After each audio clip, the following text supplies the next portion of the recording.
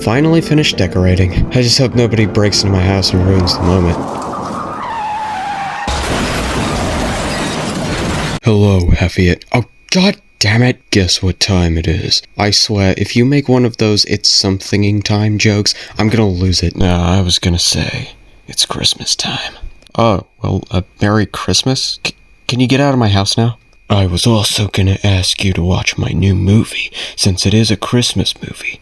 Perfect for the holidays. You're gonna love it. It's 10 times better than Oppenheimer. I highly doubt that. Also, do you have any bottles I can piss into? What the fuck? Get out! Well, it's that time of year again.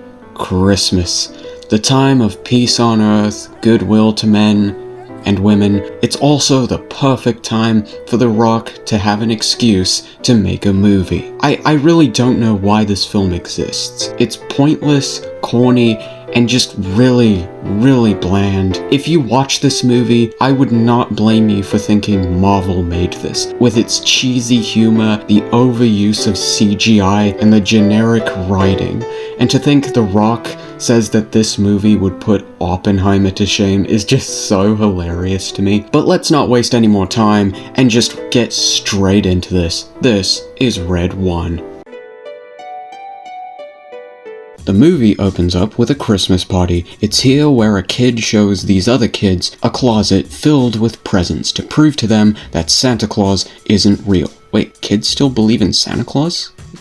That's still a thing? I thought they were more interested in, like, Skibidi Toilet. Anyway, they're then caught by this random guy, who then has a chat with the kid who showed the other kids the closet. And the adult is like, Santa is coming, kid, believe me. And then the kid is like, fuck you, I'm a Christmas atheist. And yeah, that's about it. We then skip to the present day, where Chris Evans steals a coffee, which he then uses to start a fire to distract a bunch of people doing yoga. And one of those people doing yoga just so happens to have a key card conveniently sitting in that open bag, which Chris Evans then steals to gain access to a seismic monitoring facility that's conveniently in the same area. He then does some hacking BS and steals some candy from a baby once he's out, because comedy, am I right, fellas? That's so funny. We then cut to a mall, where J.K. Simmons asks children what they want for Christmas.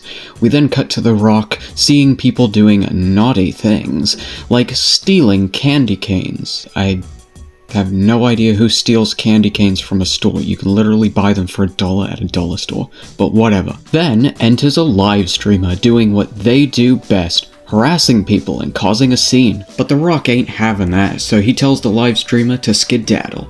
And that's about it. So after that, J.K. Simmons and The Rock enter a car, which takes them to an airfield. They then enter a hangar with J.K. Simmons slaying it, complete with CGI reindeer, which The Rock feeds because they like him for some reason, I guess? I don't know. Dwayne, why did you only feed 2?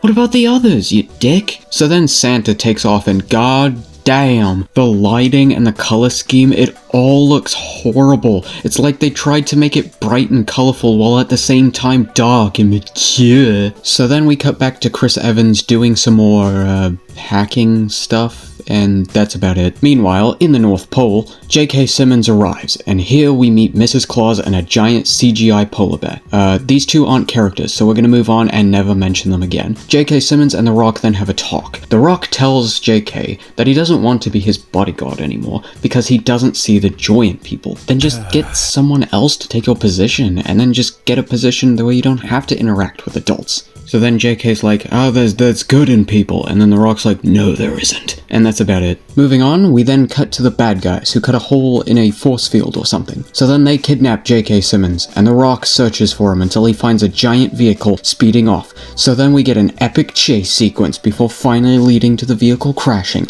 and revealing that it was just a decoy this whole time. And then we see a helicopter flying overhead, just to make it obvious that it was a decoy.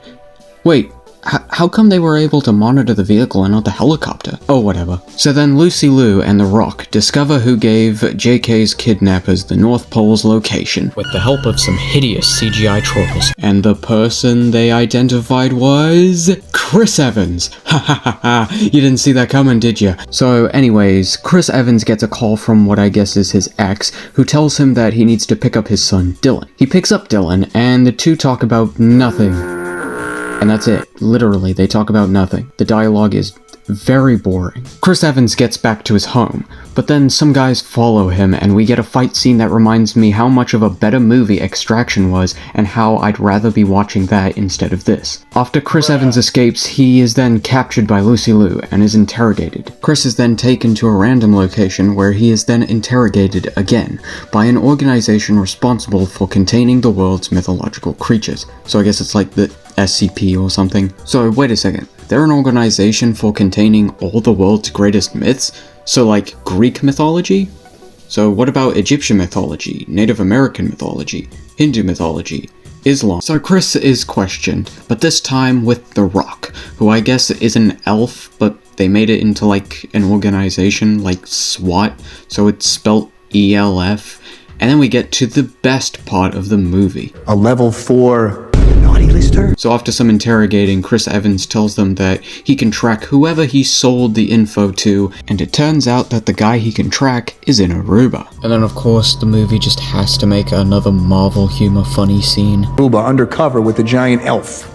It's ELF! So then after that torture, we cut to Santa getting his energy sucked out, and yeah, that's about it. We then cut to The Rock and Chris Evans entering a toy store, which they use a storage room in the back to teleport to Aruba. They then drive a Hot Wheels car, and they talk about Santa Claus, and yeah, that's about it. Meanwhile, the main villain makes a snow globe, and that's about it. We cut back to The Rock and Chris Evans, who find the guy they're looking for. So after a short fight scene ripped straight from Ant-Man, they talk to the guy who reveals he's working for a woman called Rila. Rila then possesses the guy and speaks through him. So after a generic monologue explaining that she's evil, we get another epic fight scene with giant snowmen who all go down way too easily. So I have to ask, why did Rila bother sending those snowmen if they were so easy to kill? All you have to do is pull out their carrots. So why did she give them such obvious weaknesses? Also, right in this scene, The Rock just allows himself to get choked by one of the snowmen when he could have just easily shrank. But I digress. The guy they were talking to got frozen solid, so they lost their only lead to Rila. Wait, just quickly put him in a pool of hot water and he'll be fine. It's not that hard to unthaw someone. So they then think JK is being held by Krampus. So they go to Germany where they drive a truck and talk about nothing, and that's about it. So then they enter Hell, I guess, and it's here we meet Krampus. Krampus then explains that Rila is making snow globes to imprison every person on the naughty list, which makes like no sense, but I'll get to that after the synopsis. They then challenge Krampus to a slapping competition, and guess who wins? You're never gonna believe it. It's The Rock. Didn't see it coming, did you? Deus Ex Machina bullshit and everything. Anyway, they escape and run into a piano placed in the middle of the road.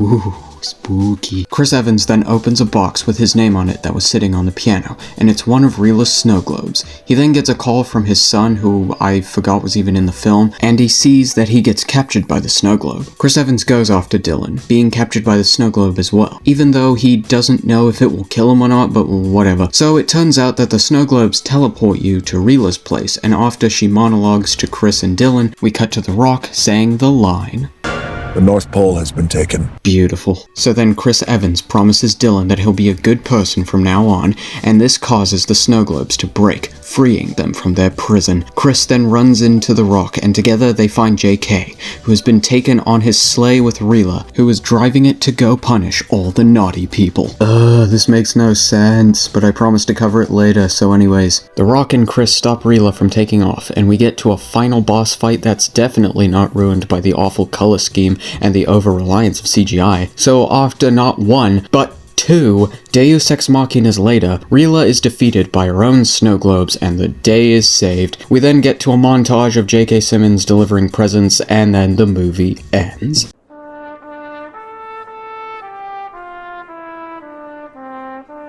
So, what did I think of this movie? Well, in the words of Moist Critical, why? Just why?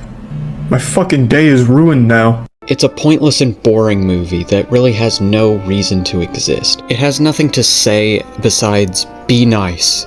The end. Fuck you. None of the characters felt like characters. The music, the writing, and the entire look of the film feels like generic Marvel slop. and the whole motivation of almost all the characters really doesn't make any sense. Why is The Rock so dedicated to JK? Why does he care so much about him? We don't learn anything about The Rock's character other than just he protects Santa and nothing more. Santa is also not a character. He does absolutely nothing in the entire film except just sit in a chamber getting his energy sucked out, and then when he does do something, it's at the last few minutes of the film where he's just a deus ex machina to save the day. Chris Evans' character is also not a character. His relationship with his son goes absolutely nowhere, and the only things we know about him is that he hacks things. And he likes boxing, I guess. But those two things are just like brought up in the first few minutes of the film, and then he just never does anything with it again. Like, why even bother? Dylan is not a character. He serves no purpose to the plot other than, I guess, giving Chris a reason to escape from the snow globe. There's a play Dylan is part of, but the film does like nothing with that information. Like, they could have easily done something from like Despicable Me, where Chris Evans wants to go, but has to be there before a certain time, and then he's too late. But nope, instead it's just mentioned, and that's about it. Finally, the villain. Oh, the villain. So she wants to punish everyone on the naughty list, right? Like, every person on the naughty who has ever been on the naughty list. Okay, how the fuck is that even possible? Everyone has been on the naughty list in their lives. What makes a person go on the naughty list anyway? I know, like, murderers go there, people like, I don't know, like Hitler, but like, what about people who fight with their siblings, break something on purpose, or insult someone? Why are adults on the list instead of children? You know, Santa's target demographic for gift giving? You mean to tell me that the people on the nice list have never been naughty, therefore don't need to be punished anymore? But that's not how people work. Also, why trap them in a snow globe and just keep them in a collection?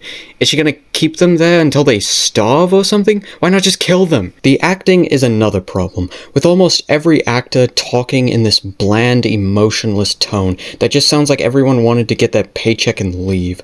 JK and The Rock are the worst offenders of this. Both of them have the exact same way of speaking, and it gets boring really fast. The fight scenes are also lackluster, just pointless action to pad out the runtime. It's all fake drama with no stakes that's immediately resolved and almost nothing changes afterwards. And the main characters walk out unscathed every single time. Hey, this sounds like something Melanie Mack would like. I feel sorry for all the talented people who had to work on this film. All of their time and talent wasted by the filmmakers. Look at this.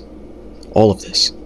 You wasted their time. Red One is the epitome of Hollywood slop, just mass-producing mid-ass movies and TV shows that don't try to say or do anything new, or have any kind of reason to exist, just pointless, boring slop that would make Pyrocynical blush. Anyways, thanks for watching. Subscribe if you want to see more videos, and bah humbug.